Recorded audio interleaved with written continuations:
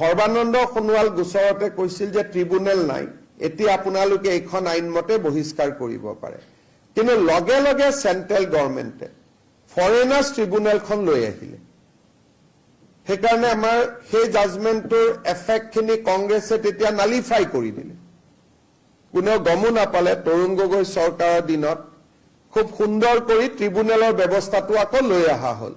ট্ৰিব্যুনেলটো supreme কোৰ্টে নোহোৱা কৰি দিলে, INDT নোহোৱা কৰি দিলে, ফৰেনাৰ্ছ ট্ৰিব্যুনেল বুলি চেন্ট্ৰেল গভৰ্ণমেণ্টে ৰুলটো এমেণ্ড কৰি ট্ৰিব্যুনেলখন লৈ আহিলে। তাৰমানে ট্ৰিব্যুনেলৰ ব্যৱস্থাটো চলি থাকিলে। এইবাৰ সুপ্ৰিম কোৰ্টে ফাইনেলি ক'লে যে অসম চৰকাৰে ট্ৰিব্যুনেলৰ যাব নালাগে বুলি কোৱা নাই, অসম চৰকাৰে এই আইনখন ব্যৱহাৰ কৰিব পাৰে। জাষ্টিছ সূৰ্যকান্তৰ দিয়া এটা judgement on behalf of the majority.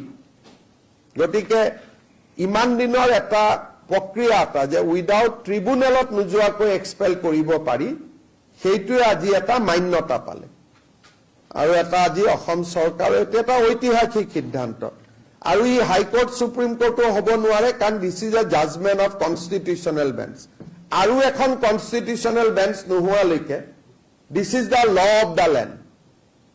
গতিকে এই আইনখন বদলাবৰ কাৰণে 6জনীয়া বিচাৰপীঠ এখন লাগিব। 6জনীয়া নহয়, 6জনীয়াই জাজমেণ্ট দিছেতো 7জনীয়া লাগিব। দিছ ইজ এ কোনেও মানে সুপ্ৰিম কোৰ্টত বহুতে পাৰ্টি আছিলে, কোনেও কেছটো চোৱা নাছিলে। এইবাৰ মাননীয় গৃহমন্ত্ৰী অমিত শ্বাহ ডাঙৰীয়া আহোঁতে আমি আলোচনা কৰিছিলোঁ। He has, because this is a central act, central government has only authorise our disease.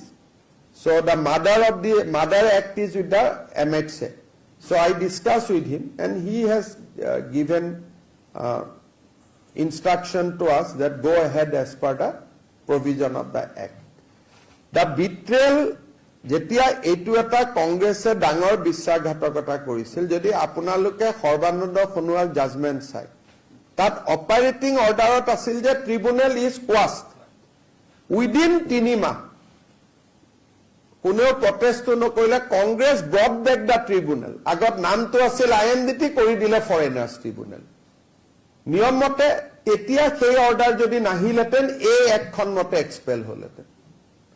So' they have somehow sabotage implementation of this act in that point of time.